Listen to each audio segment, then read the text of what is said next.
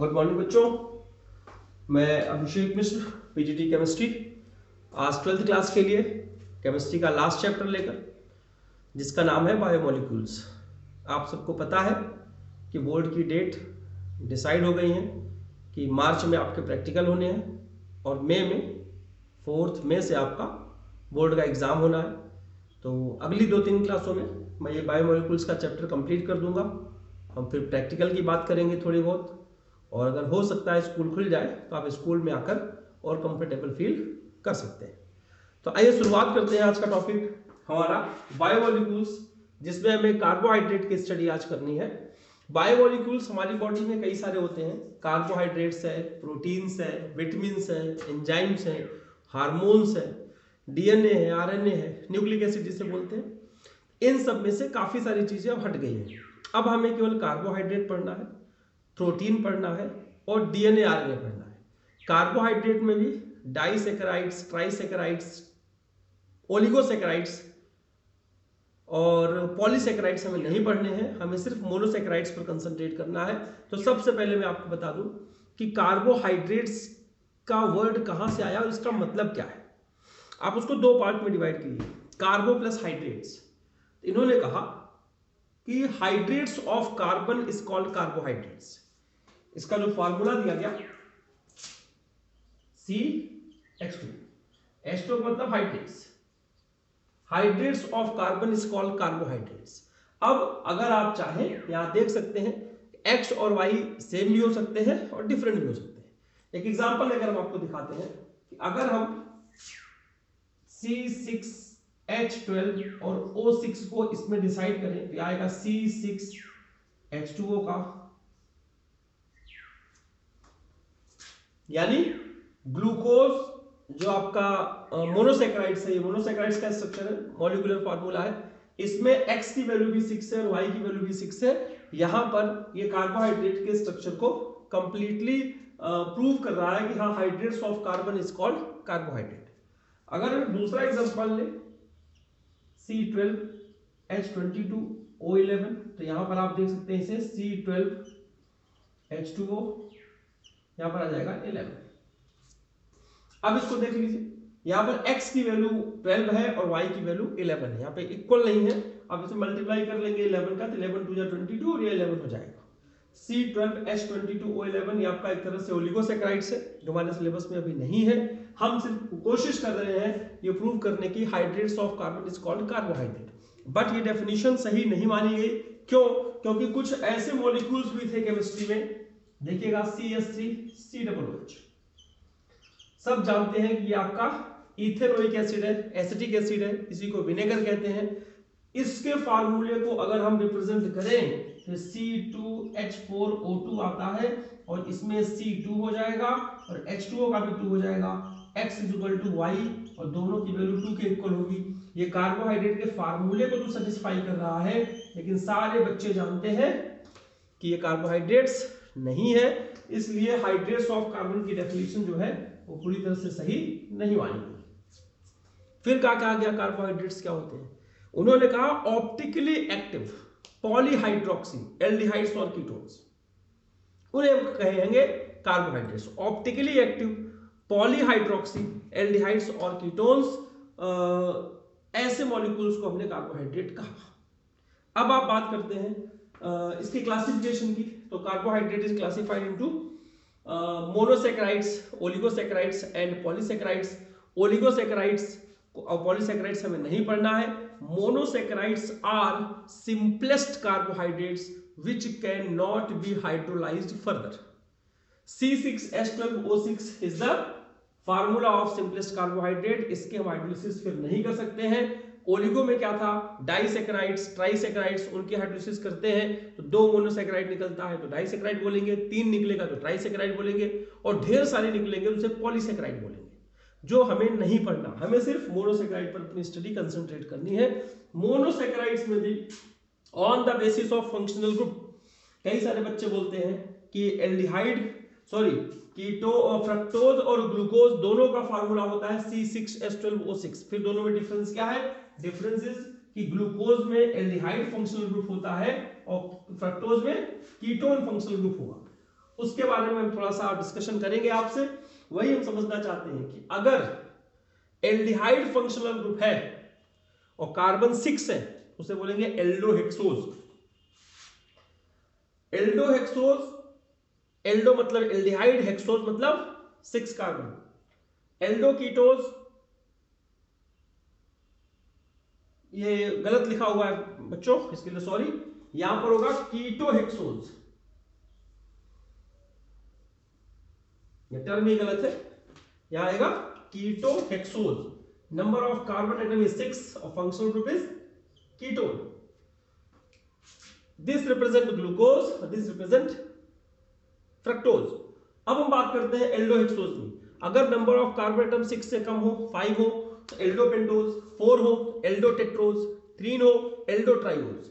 Similarly कीटोट्राइओज, कीटोटेट्रोज, कीटोपेंटोज, कीटोहेक्सोज।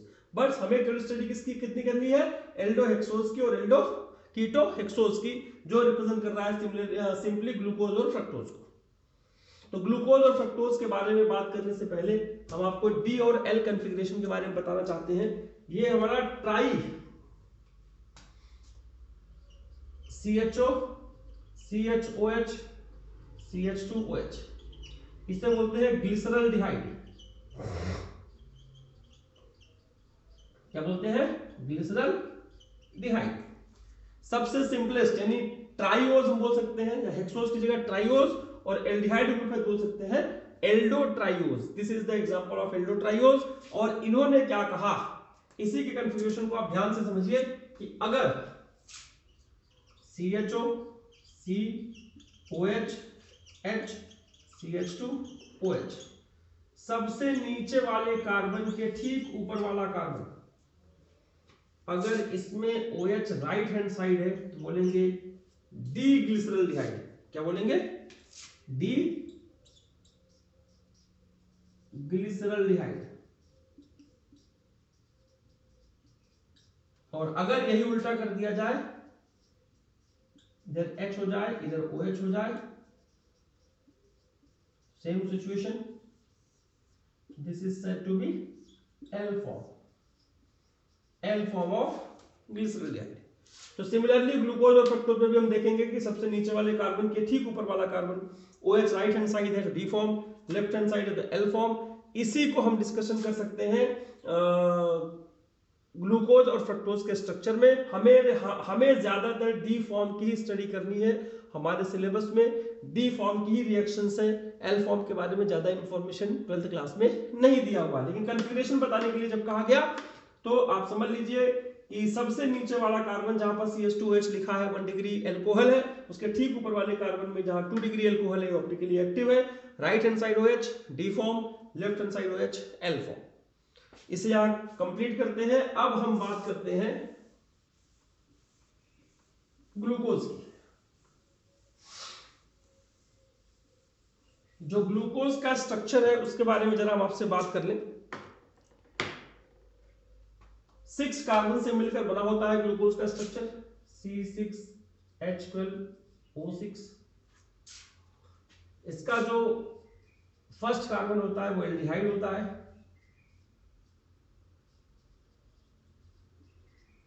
One two three four five 6, और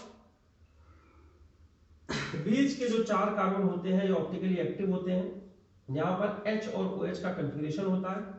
हमें सिर्फ इतना याद करना है, ऊपर से थर्ड वाले में राइट में H रहेगा, बाकी हर जगह OH रहेगा। इसी तरह समझना है थोड़ा सा याद करने के लिए। और ये आपका HOH, ये देखिए आपका डी फॉर्म है, यहां ये डी ग्लूकोज बोल सकते हैं, डी ग्लूकोज। ये simple structure open chain structure of glucose है। इसी के बारे में हमको शॉर्ट में अगर लिखना हो तो हम ये लिखते हैं CHOCHOH का होल 4 फिर CH2OH। ये ग्लूकोज की रिएक्शन, ग्लूकोज का स्ट्रक्चर है। फ्रक्टोज का स्ट्रक्चर बनाने के पहले मैं चाहूंगा कि ग्लूकोज की कुछ रिएक्शंस आपके कोर्स में है, उसे आप समझ लीजिए कि ग्लूकोज कैसा कैसा रिएक्शन देता है। किससे किससे रिएक्शन करता है, उससे भी उसके स्ट्रक्चर के बारे में क्या इंफॉर्मेशन मिलती है।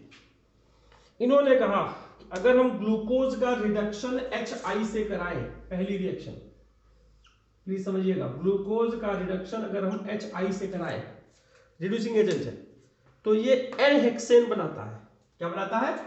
N hexane, CH3 CH2 CH2 CH2 CH2 CH3। इससे क्या पता लगा कि ग्लूकोज में 6 कार्बन होते हैं और सारे कार्बन एक दूसरे से लीनियरली अरेंज्ड होते हैं, यानी इस 6 कार्बन में कोई ब्रांचिंग नहीं है। All the carbons are aligned in straight manner. फिर से, glucose reacts with HI which is a reducing agent. It gives N-hexane indicating the presence of 6 carbon atom in glucose which is linearly arranged. Second reaction के बारे में हमने बात करी कि जब ग्लूकोज की रिएक्शन हम HCN से कराते हैं, एल्डिहाइड कीटोन की रिएक्शन आप पढ़ चुके हो। एल्डिहाइड जब रिएक्शन करता है HCN से तो साइनोहाइड्रिन बनता है, OH और CN आता है। एल्डिहाइड कीटोन में पूरा पढ़ा चुका हूं, मैं उसके बारे में डिस्कशन नहीं करना चाहता यहाँ पे। ये ग्लूकोज का साइनोहाइड्रिन बनेगा। तो एल्डिहाइड हो या कीटोन हो, दोनों HCN से रिएक्शन करके साइनोहाइड्रिन देते हैं। इसका मतलब the reaction of HCN with glucose indicates the presence of either aldehyde और कीटोनिक ग्रुप इन ग्लूकोज। इसी चीज को आगे बढ़ाते हुए अगला, same reaction is for NH2OH। Glucose की रिएक्शन अगर हम NH2OH से करते हैं, हाइड्रोक्सिल एमीन, ये भी H2O निकालता है, ये भी reaction CH double bond NOH हो जाएगा यहाँ पे, और ये आपका CHOH का होल 4 जैसे ही है वैसे पड़ा रहेगा। इसका नाम हो जाएगा, ये आपका हाइड्रोक्सिल एमीन रिएक्शन करता है, इसे बोलेंगे ग्लूकोज का oxide. Reaction with HCN as well as NH2OH both is for aldehyde and ketone, यानी ये दोनों रिएक्शन सिर्फ यही प्रूव करती है कि ग्लूकोज में या तो एल्डिहाइड होगा या तो कीटोन होगा। Aldehyde, ketone, carboxylic acid chapter आप पूरा हमसे पढ़ चुके हैं। उम्मीद है कि उसकी कुछ बातें आपको समझ में आई होंगी। अगर हम किसी एल्डिहाइड का ऑक्सीडेशन कराते हैं कार्बोक्सिलिक एसिड में तो number of carbon atom same रहता है, और जब कीटोन का ऑक्सीडेशन कराते हैं तो नंबर ऑफ कार्बन एटम कम हो जाता है। ये बात एक बार फिर से चेक करना, फिर यहां अप्लाई करना। तो इन्होंने कहा इसका जब हम ऑक्सीडेशन कराते हैं ब्रोमीन वाटर से, bromine water weak mild oxidising agent होता है, तो ये इसको COOH में कन्वर्ट करता है, बाकी ये कुछ नहीं करता। COOH में कन्वर्ट कर दिया, बाकी आपका जो भी जैसे भी है वैसे ही रहेगा CH2OH। Number of carbon atom यहां भी 6 है, नंबर ऑफ कार्बन एटम यहां भी 6 है। This indicates presence of aldehyde group in glucose not ketone group. तो इसमें कीटोन ग्रुप अगर होता तो इसमें 6 कार्बन एटम ना होते, 5 हो जाते। अब इसका नाम क्या है? इसका नाम बोला गया ग्लूकोनिक एसिड। क्या बोला गया? Gluconic acid. इसके बाद इन्होंने इसकी स्ट्रॉन्ग एसेटाइलेशन कराया। एसेटाइलेशन के लिए CH3COCl लिया गया, या फिर CH3CO का होल ट्वाइस O एनहाइड्राइड लिया गया। इसने क्या किया, जितने भी OH ग्रुप थे उन सब का एसेटाइलेशन किया। इससे यह पता चला कि इसमें 5 OH ग्रुप हैं।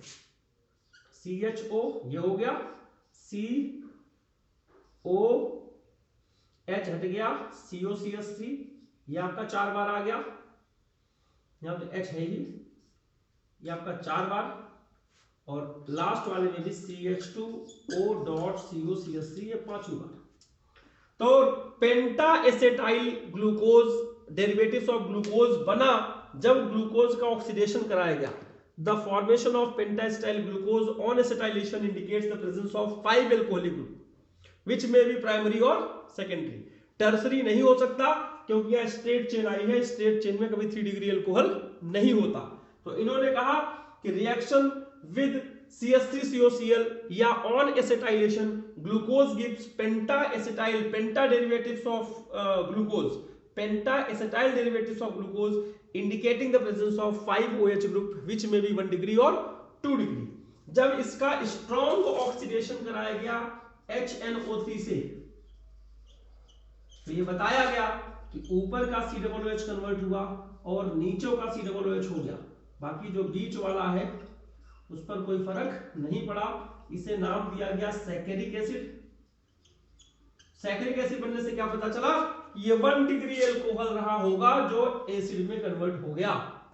यानी 5 एल्कोहलिक ग्रुप में से एक एल्कोहलिक ग्रुप आपका कौन सा रहा होगा, 1 डिग्री, और 4 कौन से रहे होंगे, 2 डिग्री।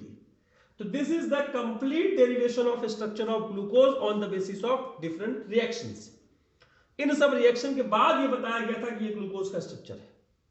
जहां जहां हमने ये लिखा ना, याद ग्लूकोज C6H12O6 लिख के सब हमें बनाना था। तो ये बताया गया कि अब फिर बाद में क्या एक कहानी आई, नहीं, ये जो ग्लूकोज का लीनियर स्ट्रक्चर आप पढ़ते हैं वो सही नहीं है। तो क्या सही है भाई, उसके बारे में देख लेते हैं। उन्होंने कहा ग्लूकोज का लीनियर स्ट्रक्चर सही नहीं है, ये आपका साइक्लिक स्ट्रक्चर बनेगा। क्यों? क्योंकि ग्लूकोज में एक इंटरेक्शन होता है between aldehyde and 5th carbon atom of glucose. देखिए वो इंटरेक्शन क्या है। इन्होंने कहा इसके बीच में इंटरेक्शन हुआ तो क्या बना वो समझिए।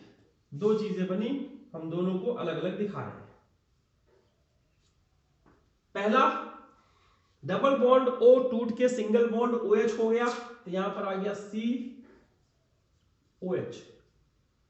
1 2 3 4 5 6 से तो कोई मतलब नहीं है। ये आपका, और इस तरफ हो गया आपका CH लगा नहीं, ये वाला H लेफ्ट में है, और ये डबल बॉन्ड टूट के सिंगल बॉन्ड हुआ, O हुआ, और उसके पास ये वाला H आया जिसका इंटरेक्शन हो रहा है। अब बाकी जैसा था वैसे ही रहेगा, OH OH H OH।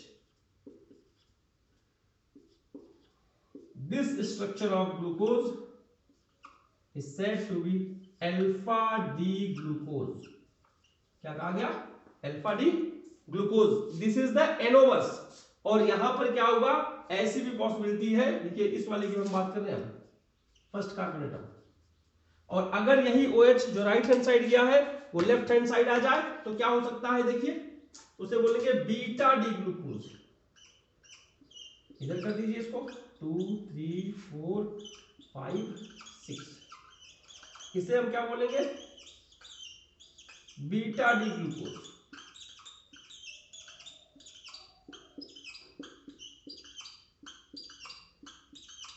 This structure is called beta D glucose.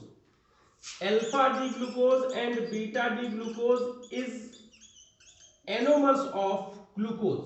Anomers क्या कहते हैं, जिनका मॉलिक्यूलर फार्मूला सेम हो, स्ट्रक्चर सेम हो, बस कन्फिगरेशन में डिफरेंट हो। कौन सी कन्फिगरेशन में, first carbon atom of glucose में OH राइट हैंड साइड हो तो अल्फा, लेफ्ट हैंड साइड हो तो बीटा। इसी को साइक्लिक स्ट्रक्चर में भी बना के दिखाया गया। ये भी हम चाहेंगे कि आपको यहां दिखा दिया जाए। साइक्लिक तो दिख गया कि आपको ये बॉन्डिंग हो गई, उसको बनाते कैसे हैं, वो स्ट्रक्चर कैसे आया, हम इसकी भी जानकारी आपको दे दें। ये जो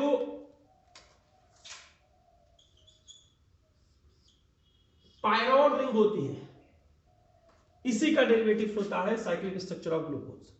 अब देखिए इस रिंग में क्या होती है, क्या क्या करते हैं वो समझिए आप। O HOH HOH HOH HOH HOH। अब इसी को बोलेंगे, अब कैसे बोलेंगे वो समझिए। जो हमारा राइट हैंड साइड है, ये सारे स्ट्रक्चर, ये सारे नीचे रहेंगे, नीचे की तरफ। जैसे फर्स्ट कार्बन ये है, ये फर्स्ट कार्बन ये है, ये सेकंड कार्बन है, ये थर्ड है, ये फोर्थ है, ये फिफ्थ है, और सिक्स्थ में CH2OH यहां लिखा जाएगा।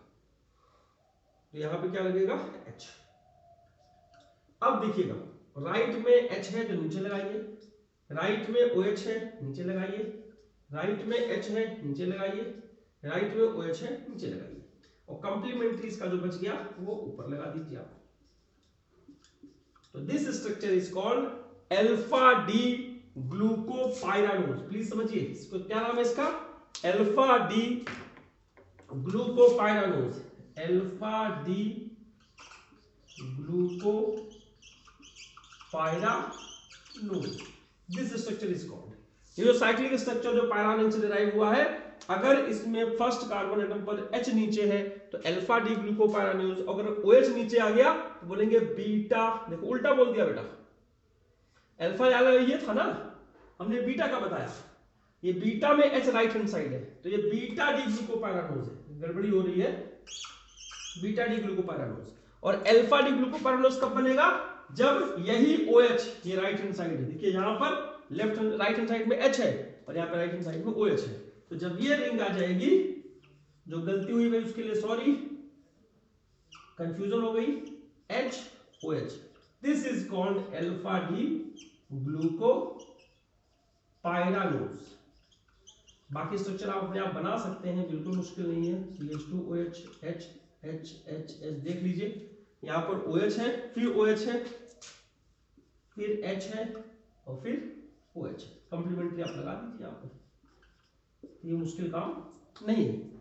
तो this is the all about structure of glucose.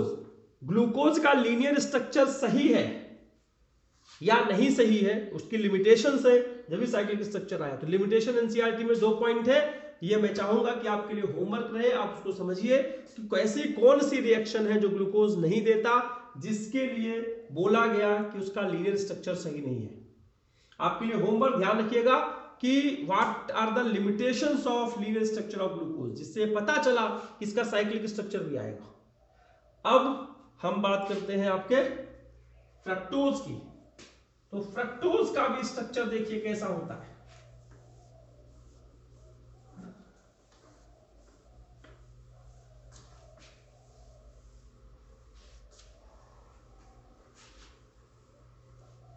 अगर हम फ्रक्टोज के स्ट्रक्चर की बात करें, फार्मूला तो वही रहेगा, पहले कार्बन पर यहां फंक्शनल ग्रुप से कीटोन वाला दूसरे कार्बन पे होता है, तीसरा, चौथा, पांचवा, छठवां OH थर्ड कार्बन पर H, ये भी आप जानते हैं, this is called D fructose. अब इसमें जो इंटरेक्शन होगा इसके और इसके बीच में होगा, कीटोन ग्रुप और फिफ्थ कार्बन के बीच में, कहानी वही है, एल्डिहाइड के बीच बताया, कीटोन के ग्रुप बीच में होगा, तो फर्स्ट कार्बन बताया, सेकंड कार्बन पे। अब इसके रिंग में कितने कार्बन होंगे, 1 2 3 4 कार्बन की रिंग आएगी, बाकी दोनों कार्बन बाहर रहेंगे। अब ये आपका स्ट्रक्चर था डी फ्रक्टोज का। अब इसी को आप देखिए कि अगर हम इसका इंटरेक्शन दिखा दें तो ये आपका C हो गया, 1 2 3 4 CH2OH। ट्यून खत्म हो रही है, कुछ प्रॉब्लम आज हो सकता है कि आपको कम दिख रहा हो, हमें स्कूल से पेन नहीं मिला अभी, उम्मीद करेंगे कि मिल जाएगा। तो ये जो स्ट्रक्चर ऑफ ग्लूकोज है, यहां पर ये ऑक्सीजन पांचवें कार्बन के साथ यहां लगा देते हैं, और OH OH H OH, यहां पर OH H H और इधर आ जाएगा CH2OH। इसे बोलेंगे, राइट में OH है, अल्फा डी फ्रक्टोज, प्लीज समझिएगा, अल्फा डी फ्रक्टोज, OH आपका राइट हैंड साइड, इसमें ब्रेकिंग हुई, C double bond O single हुआ, वो सिंगल बॉन्ड यहां पर H के साथ आ गया, और जो नया बॉन्ड जो इसकी वैलेंसी बची वो जाके इस कार्बन से जुड़ जाती है। सेम सिचुएशन अगर हमें बीटा डी फ्रक्टोज बनाना हो तो उसी को हम उल्टा कर देंगे, उम्मीद है कि आप समझ रहे होंगे। C यहां पर OH कहा जाएगा, CH2OH आपका राइट में आ गया, OH आपका लेफ्ट में आ गया, 1 2 3 4 ये आपका ऑक्सीजन, इसके साथ OH OH H OH H H CH2OH, और this structure is called beta D fructose, beta D fructose. अब फिर से इसका स्ट्रक्चर जो साइक्लिक वाला होता है उसके लिए बोला गया कि ये फ्यूरान एक रिंग है, इससे डिराइव होती है, तो इससे हम बनाएंगे इसका डेरिवेटिव। तो हम पहले अल्फा का बना देते हैं, यहां पे देखिए, मैं ये भी चाहूंगा कि ये भी आपका होमवर्क ही रहे, 1 2 3 4 और दूसरा वाला इधर वाला,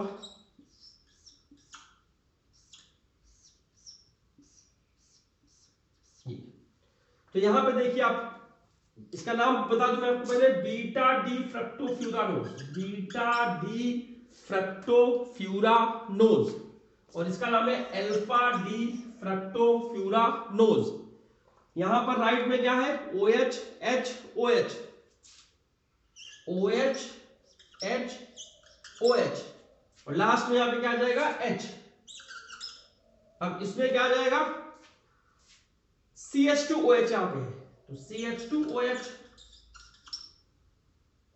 H OH H, ये आपका CH2OH यहाँ पे फिक्स रहेगा, यहाँ पे OH आ गया, यहाँ पे CH2OH 6 कार्बन एटम फिक्स रहेगा, यहाँ पे आपका CH2OH आ गया।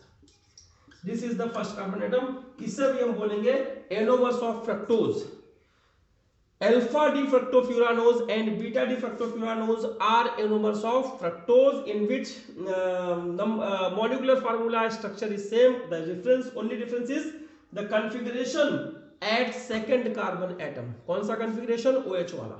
अगर वो नीचे की तरफ है तो अल्फा डी और ऊपर की तरफ है तो बीटा डी।